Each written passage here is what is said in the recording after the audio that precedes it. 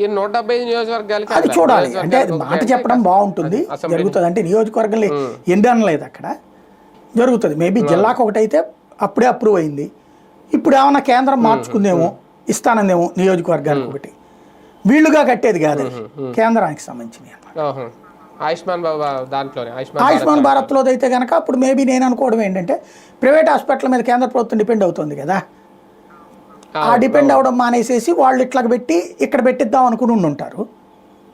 ఎందుకంటే దానికి డబ్బులు తగలేయడం అవుతుంది, ఇక్కడ సరిగ్గా న్యాయం జరగట్లేదు. అదే ఈ హాస్పిటల్ అయితే కనుక ఫీల్ అవుతారు కదా జనం, అందుకని పెట్టించుంటారు నియోజకవర్గానికి ఒకటి. ఇప్పుడు ఎందుకంటే మనకే 10,000 కోట్ల రూపాయలు లాస్ట్ ఇయర్ ఖర్చు పెట్టారు. అది ఆ 10,000 కోట్ల రూపాయలు పెట్టుకుంటే డైరెక్ట్గా హాస్పిటల్ పెట్టేత్తపోద్దు కదా అనుకుని ఉంటారు, కానీ అది కరెక్ట్ అవ్వదు. ఇంకోటి ఏమవుతుందంటే అది మళ్ళీ ప్రభుత్వ ఆధ్వర్యంలో నడిస్తే ప్రభుత్వ ఆసుపత్రిలో ట్రీట్మెంట్ లాగానే ఫీల్ అవుతాం మనం. కాబట్టి అది సక్సెస్ కాదు.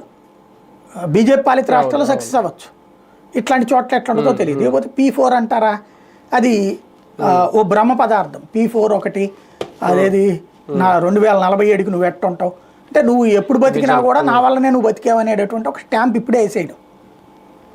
ఇప్పుడు సాధారణంగా ఇదివరకటి రోజుల్లో నువ్వు ఇవాళ సాఫ్ట్వేర్ ఇంజనీర్గా చేస్తున్నా, చంద్రబాబు గారు ఆ రోజు నువ్వు చేయడం వల్ల నువ్వు బతుకుతున్నావు అని చెప్తూ ఉంటారు కదా, అట్లాగా ఇది కూడా అనమాట. రైట్ రైట్ చూద్దాం మొత్తానికి ఇప్పుడు